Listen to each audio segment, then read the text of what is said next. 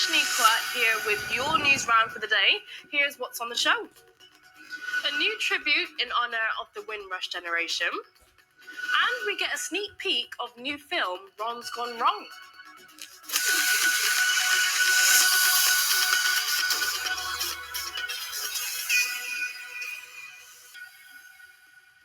Okay, let's start with some sport this morning.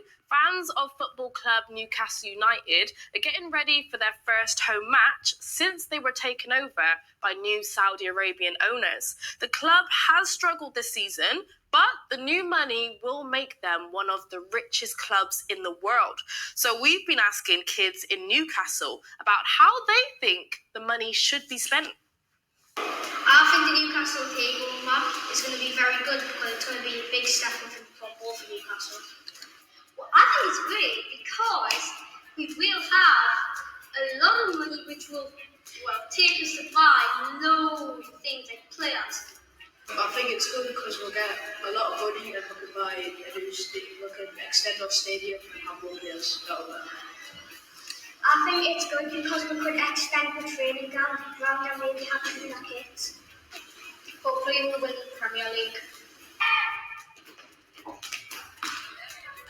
And you can find out more about this takeover and why not everyone thinks it's good for Newcastle United or for football over on the Newsround website.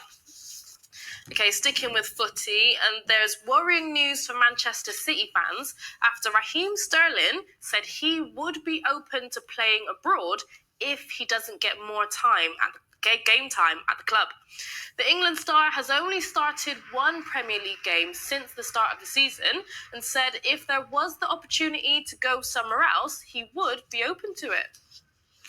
As an English player, all I know is the Premier League, you know. All you know is the Premier League, and I've always, had something down. But maybe one day, I'd love to, play abroad and see how I would come up against that challenge. Next up, a new monument is going to be built to pay tribute to the Windrush generation who arrived from the Caribbean in 1948 to help rebuild Britain after the Second World War. The statue will be at London Waterloo Station, and it will be of a man, a woman and a child climbing a mountain of suitcases hand in hand. It will be unveiled next year on Windrush Day, which is the 22nd of June. Okay, still loads to come today, including another Strictly Star pulls out of Saturday's show, and we check out the wackiest stories of the week. Next, can you imagine a world where everyone has a friend robot known as a Bee-Bot? Well, a new animation movie follows Barney and his new robo-pal, Ron, and Martin went to find out more. There's two kinds of people, Dad. The ones who have a Bee-Bot and the ones who don't. Hey, guys. Oh, sorry, I'm in your shot. Oh, I have a filter for that. The movie's really about this kind of time. Imagine it might be just around the corner, where instead of a phone or an iPad, you have this amazing little character, the Bee-Bot. It's like your new walking, talking friend that is also effectively your phone and iPad. And of course, every kid in the world is going to get one, apart from poor Barney, our hero. He's the last kid in turn to get one. And when he finally does, it's a little bit, something's gone wrong with it. And that's Ron.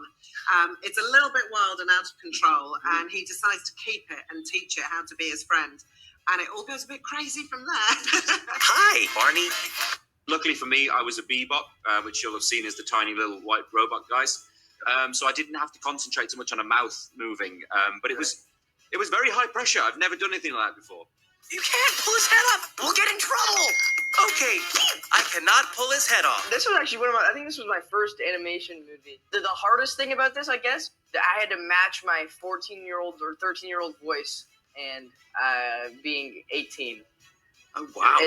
That was like the biggest struggle, if anything. We wanted the Bee-Bots in the movie to seem like they could become out in like 2 or 3 years' time. They wanted to feel like that. And also Ron's very basic, and Ron doesn't really have proper consciousness. We're writing about our families and about our kids and about all the arguments that we have at home about screen time. Yes. I don't want you addicted to some device. I left my own voice in my character purely for the reason that I wanted, when my son watches it, I wanted to see if he could spot me in the film. And I'm super short, but I did 2 or 3 other voices for stuff, which was a little bit harder. I had like a pirate guy, which I just got into that sort of a zone for that, which is your typical pirate Viking. I am Barney's Bebot. Will you come to my secret shed and like him? No. Growing up, for both of you, what was your favourite song in an animation? The one that I love the most is another emotional, very emotional, but also more spiritual, I think, is Paint the Sky, Paint the Wind, or whatever from Pocahontas. Oh, great choice. You know what? I'm going to go on a super emotional trip with you both now. But there was a part in Toy Story, and it was that song, When Somebody Loved Me, when Jessie gets left behind in the Toy Story one. That one used to get me as a child. That could have a really emotional 8-year-old Liam in front of a TV. Next, time for an update on Strictly Come Dancing. Former rugby player Ugo Monye announced he will not be taking part in tomorrow night's show because of problems with his back. The star said his decision was based on the advice of medical professionals, but he hopes to return the following week. Ugo is the second dancer to pull out of Saturday's show after comedian Robert Webb said he had to withdraw from Strictly due to a heart condition, and we're wishing them both a speedy recovery. Okay, now it's Friday, which means one thing. Martin, what have you got?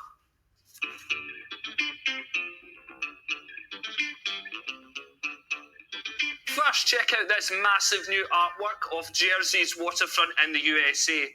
Do you think she's trying to tell us something? The artist said the sculpture, which is called Water Soul, is inviting people to be quiet and listen to their own thoughts. I know my own thoughts. Eat more cake. Next, lots of us like to make models of cool things, but this is going to the next level. Some Star Wars fans in Russia have built a life-size X-Wing fighter replica. They worked on the Starship for about 3 months during lockdown, but soon ran out of money and had to ask people on social media for help to continue the project. Isn't it amazing? I want one. Finally, lots of people move house when they fancy a wee change, but a family in Bosnia decided to move their house instead. In circles. This incredible rotating house was built by a man whose wife was tired of the view. I tell you what, it's enough to make you bring up your breakfast, isn't it? Okay, that house has made me super dizzy. Right, that's everything from me. Have a great day. And if you've already been hearing Adele's new song on the radio non-stop, then try out our Adele quiz. Bye.